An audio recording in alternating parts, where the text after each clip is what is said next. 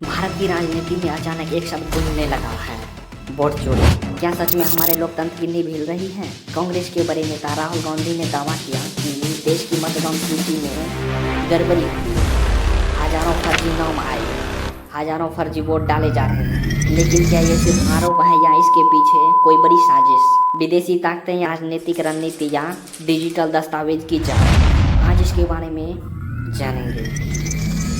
अगस्त 2025। राहुल गांधी ने पहली बार बड़े स्तर पर वोट चोरी का मुद्दा उठाया। उन्होंने आरोप लगाया कि देश भर की मतदान सूची में हजारों फर्जी नाम जोड़े जा रहे हैं। कांग्रेस ने कुछ सरकारी पत्र और उदाहरण भी दिखाए, जैसे हाउस नंबर 0 पर सैकड़ों वोटर और एक ही पता पर बड़ी संख्या में नाम। राहुल गांधी के इस बयान से पूरे देश में सनसनी सा माहौल बन गया। देश विदेश की सोशल मीडिया में विपक्षी पार्टियों ने इस पर बड़े खुलासे करने लगे। देश की जनता में अलग सा विचार आने लगा। देश की सरकार करप्ट है, बाकी सी राय आने लगे। इन आरोपों पर तुरंत आया चुनाव आयोग का जवाब। आयोग ने कहा कि ये आरोप इनकरेक्ट और बेसलेस है। इलेक्शन कमीशन का कहना था कि ऑनलाइन सिस्टम से कोई भी व्यक्ति सीधे वोट डिलीट नहीं कर सकता।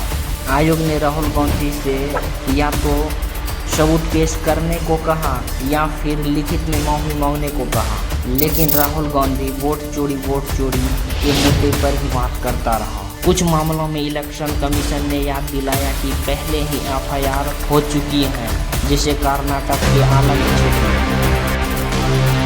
बीच में शुरू हुआ राजनीतिक टकराव। कांग्रेस ने कहा कि ये सिर्फ डेटा की गलती नहीं बल्कि एक सोची समझी साजिश है।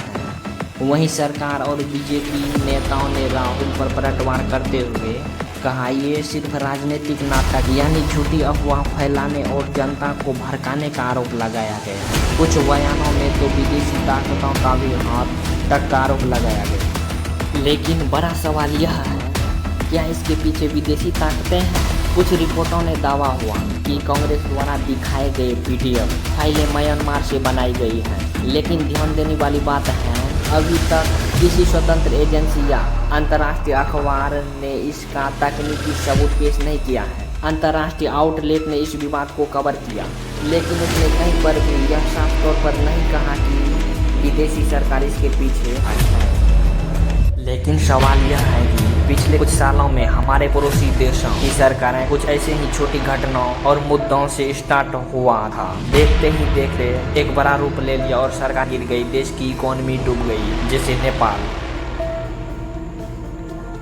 श्रीलंका में आर्थिक संकट है, बांग्लादेश में विपक्षी आंदोलनों और नेपाल में अस्थिर गठबंधन के कारण। अंतर्राष्ट्रीय रिपोर्ट कहती है कि यह सब मुख्य रूप से घरेलू कारणों से हुआ। ये इन घटनाओं को भारत की मौजूदा स्थिति से सीधा जोड़ा जा सकता है। तो क्या सच में वोट चोरी हुई? कांग्रेस ने सबूत के तौर पर कुछ दस्तावेज दिखाए। चुनाव आयोग ने उन्हें खारिज कर दिया और स्पष्टीकरण मांगा। विदेशी ताकतों की बात भी उठी, लेकिन इस पर कोई अंतर्राष्ट्रीय सबूत नहीं मिला। यानी सच और झूठ के बीच यह मामला अभी विवाद और अधूरा